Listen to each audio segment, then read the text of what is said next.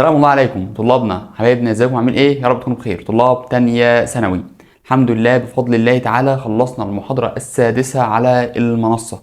المحاضرة هتكون موجودة في خلال ساعات بالكتير، هتكون موجودة معاك على المنصة. طيب كده بانتهاء المحاضرة السادسة ثم الحل عليها ثم الكويز عليها، انت كده خلصت الفصل الأول كاملا بكل الشرح والحل والتركات والتفاصيل الممكنة.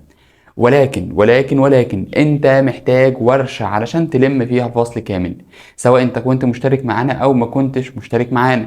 طيب لو انا يا مستر يعني ما كنتش مشترك، طب انا اعمل ايه؟ انت محتاج تشترك بقى في الورشة كلها، تاخد الباكج كله على بعضه. باكج ايه بالظبط؟ هتاخد كل المحاضرات اللي احنا شرحناها على المنصة، اللي هما الست محاضرات.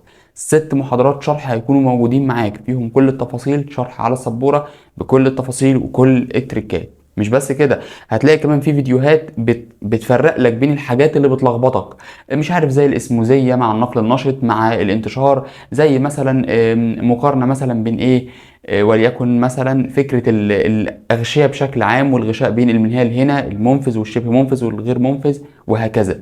طيب فكرة الاسموزية نفسها وازاي بنقل من المرتفع للمنخفض وهكذا، وكل التفاصيل دي هتلاقيها موجودة بالحرف، والتركيزات وفكرة آلية البناء الضوئي واللا ضوئي وفكرة الإمصاص، فكرة الهضم، كل الكلام ده متجمع لك في شكل فيديوهات صغيرة جدا جدا جدا مع المحاضرات الأساسية برضه.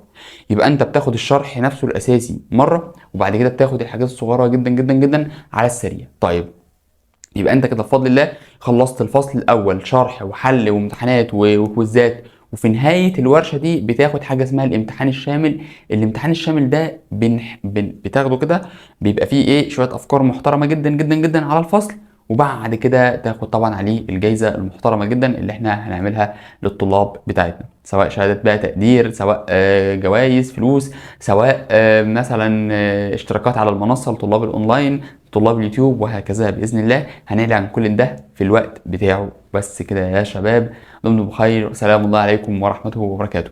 سلام.